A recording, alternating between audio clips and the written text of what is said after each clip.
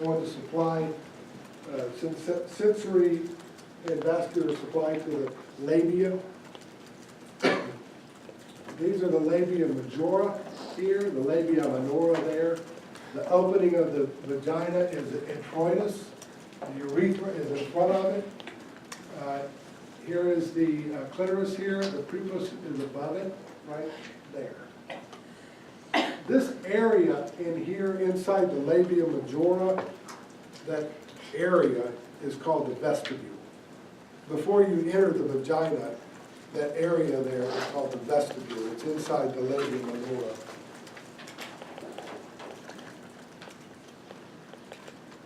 And this is a better illustration of the vestibule here. So here, this would be the vestibule inside the labia minora. Here's the labia majora out here. What gland are you going to find back here? Bulbourethral glands. It's also called the vestibular glands. Skene's glands will open up here between the urethra and the opening of the vagina. The soft, fat-filled area above the pubic ramus is called the mons pubis. This, you're going to think I'm lying about this. This whole thing here is called the escutcheon. E-S-C-U-S-C-U-S-C-I-O-N.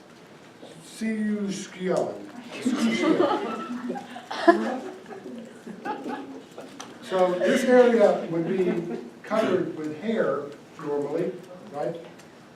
So it's, you got to follow me on this. So the outer covering of hair is called the female escutcheon. The reason that's so weird is because in plumbing, you know, as the pipe comes out of the wall and that little silver thing is around the pipe, that little silver thing is called the escutcheon. I cannot even say that with a straight face when I go to Ace Hardware and say, I would like an escutcheon. That's what it's called. Did you know that? Anybody know that? Anybody in here know that? Nobody knew that. It's called an escutcheon. It's the outer covering of something. Lovely. You just never hear that term. I think it's so cool. All right, so here is the female body parts.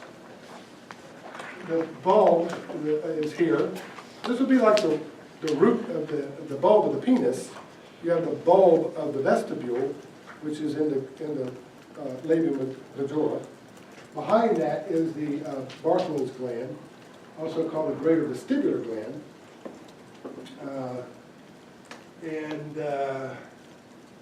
Over here, you can see the two crura, or corpus cavernosa, coming up to form the clitoris. And if you take a cross-section of the clitoris, you don't see the two parts like you do when you cut the penis in half. It just melds all into one thing.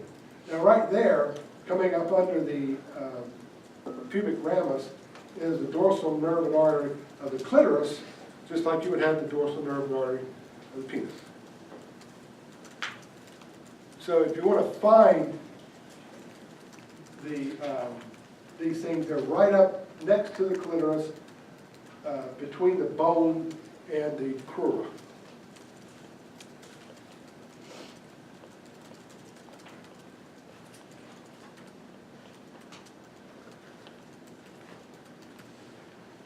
Okay.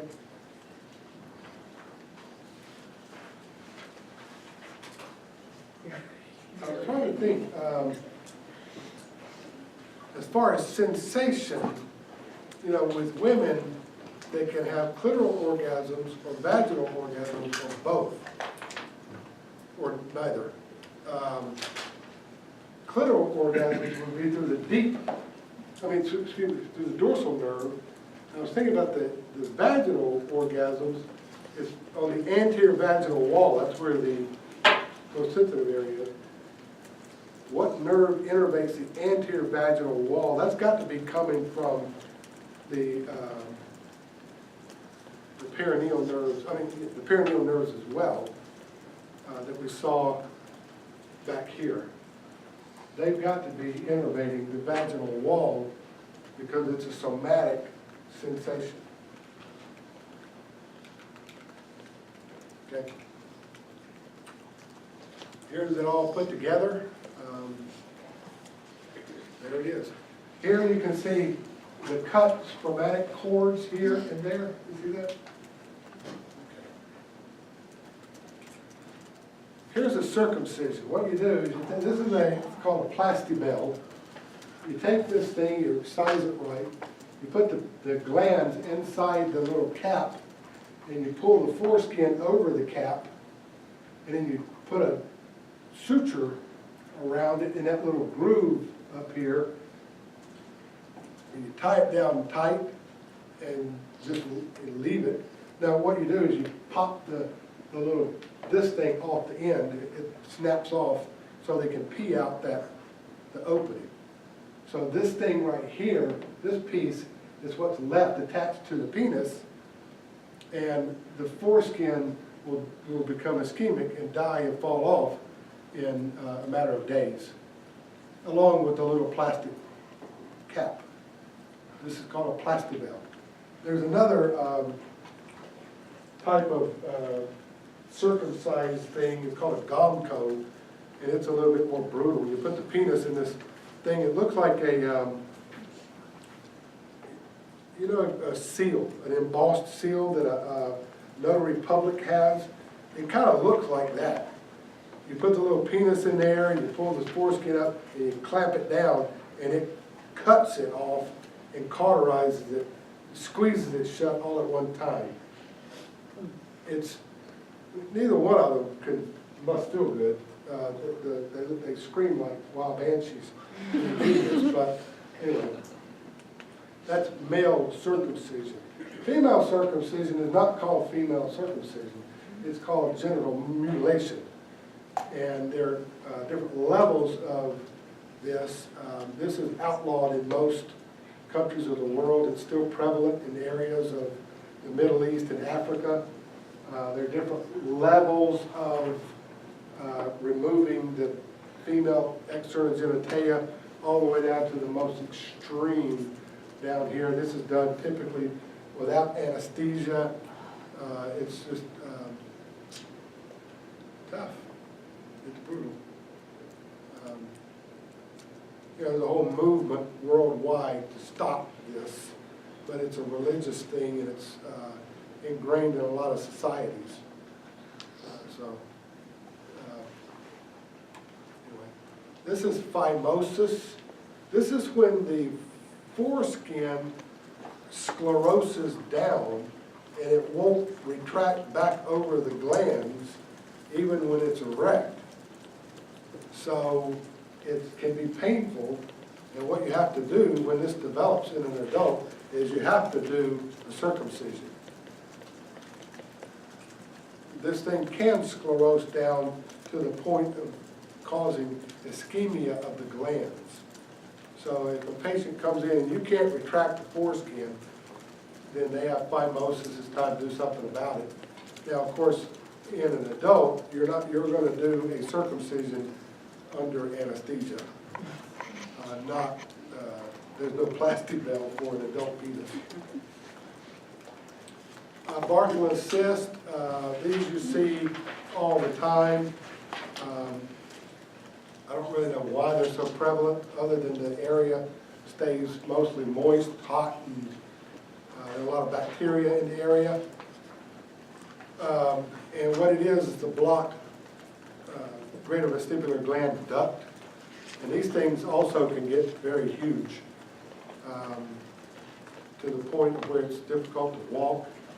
There are different ways to treat them. One of them is just incise it and keep the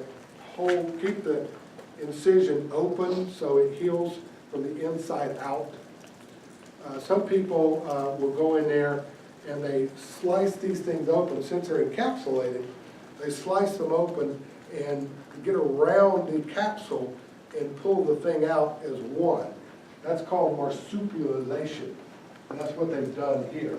And then you suture it up, or you close it one way or another. Most of the time, I just incise them and drain them. Don't even pack them most times. Usually prophylactic antibiotics. With abscesses, you don't have to, but if there's skin involvement around it, I do. Abscess is typically MRSA, and you really don't. Infectious disease, people say you don't need to treat them with antibiotics, unless it's an adjacent cellulitis. This is herpes balanitis. Balanitis refers to an inflammatory process of the glands. Balanitis. Let me make very clear something to you. Balanitis is an inflammatory process of the glands. Blepharitis is an inflammatory process of the lids, the eyelids. Don't confuse your blepharos with your balanose. Okay? This is caused by herpes. This is a typical herpes lesion. I don't know if this guy holding his penis is Rodrigo Ganoa Ramsey, or he was the one that took the picture. Well, I thought that was pretty brave of him.